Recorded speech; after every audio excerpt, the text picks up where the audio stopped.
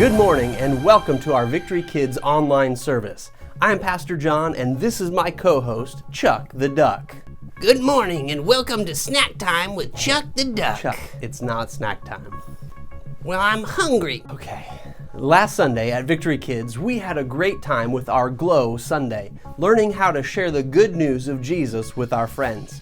Today, we are going to learn an amazing truth that God dwells with His people. And in other news, I found this amazing cat video online just now.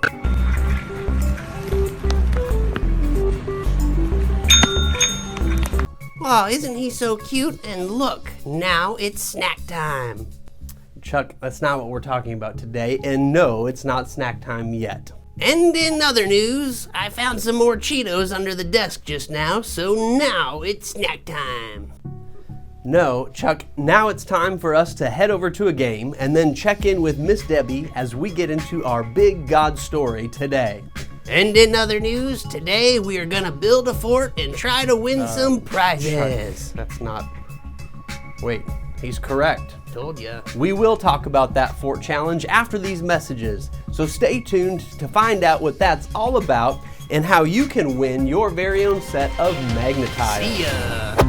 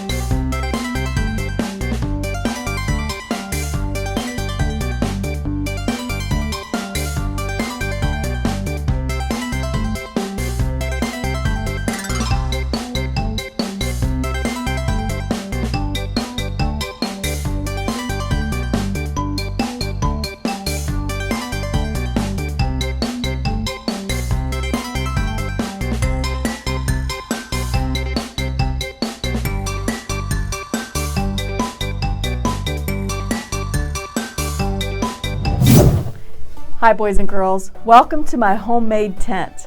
We're going to learn today that God dwells with His people. Over the last few weeks, we've learned how God freed His people from slavery and brought them into the desert and gave them His laws so they would know how to honor Him as the one true God. God loved His people and called them His own, and He led them through the desert to meet with Him at Mount Sinai. There, God showed His people who He is. He wanted them to know that He is the one true God and that He has all power.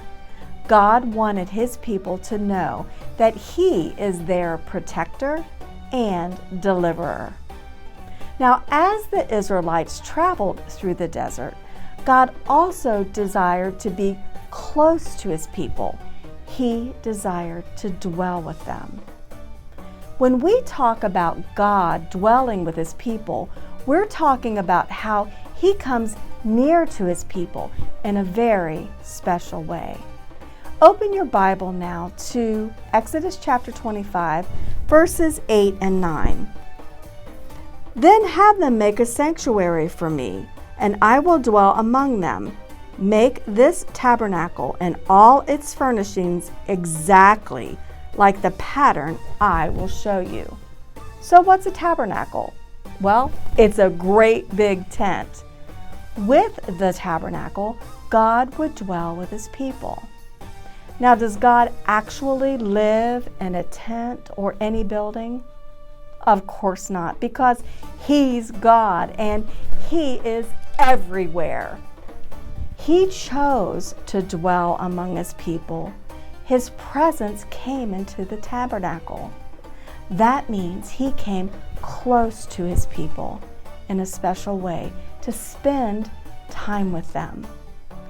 God gave very specific instructions about how to build the tabernacle, and he asked for many different items.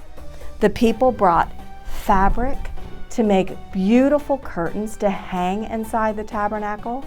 They brought incense or spices that they could create a nice smell when they were burned. And they brought olive oil so that they could put it in the special gold lamps that would burn. Now the walls of the tent were covered with boards that were covered with gold. Imagine that. And beautiful blue, purple, and red fabric were used to cover those gold walls. Now, using many beautiful items, the Israelites built a tabernacle where God's presence would dwell among his people. The people could come to the outside, the courtyard, or the outside area of the tabernacle and spend time with God. But that's not all. God also told his people to make something called the Ark of the Covenant. Let's read Exodus 25:10 through 11. Have them make a chest of acacia wood, 2.5 cubits long, 1.5 cubits wide, and 1.5 cubits high. Overlay it with pure gold, both inside and out, and make a gold molding around it. Wow! God's presence would dwell above the ark. Can you imagine? The ark sat in a room called the Holy of Holies, and a curtain separated it from everything else. What does holy mean? God is holy. He is set apart, which means he can't dwell with sin. Sin separates people from God, and that's what the big curtain represented. Once the people finished the tabernacle, God's presence came down on top of it in the form of a cloud. Let's read Exodus chapter 40, verses 33 through 35 and 38. Then Moses set up the courtyard around the tabernacle and altar and put up the curtain at the entrance to the courtyard. And so Moses finished his work. Then the cloud covered the tent of meeting, and the glory of the Lord filled the tabernacle. Moses could not enter the tent of meeting because the cloud had settled upon it, and the glory of the Lord filled the temple.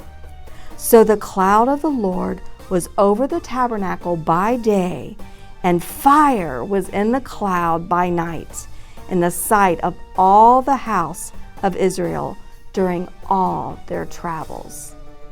What do you think it might have looked like to see that cloud in the day and fire lighting up the cloud at night? God didn't leave his people to wonder if he was dwelling with them. The cloud and the fire showed them he was always with them. God chose to dwell with his people. His presence was inside the tabernacle and could be seen in the cloud and fire. But God desired to be even closer to people. How do you think he planned this? Exactly hundreds of years later, God the Father sent his Son Jesus to die on the cross and rise again so people don't have to be separated from God because of their sins. And Jesus comes to dwell inside us when we choose to trust Him. Isn't that awesome?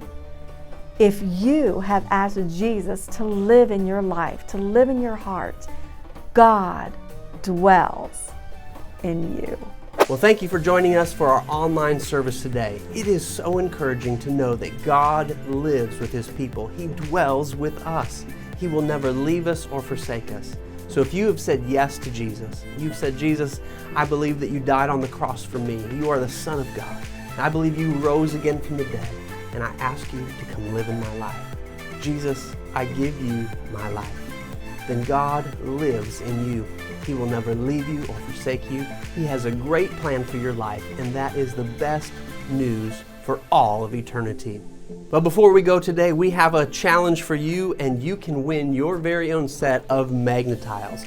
So at home, if you build a fort to remind you of the tabernacle that Miss Debbie talked about today, build a fort, take some pictures of that and post it in the comments below, and we will do a drawing from the names of everyone who comments with picture of the fort that you've built to remind you of the tabernacle, and more importantly, remind you that God dwells with His people. And we will announce the winner of the magnetiles tomorrow. So make sure to comment, post your pictures, and we will see you next time. We're the Victory Kids. Yeah, we're growing in Jesus. Read the word every day, cause we need it.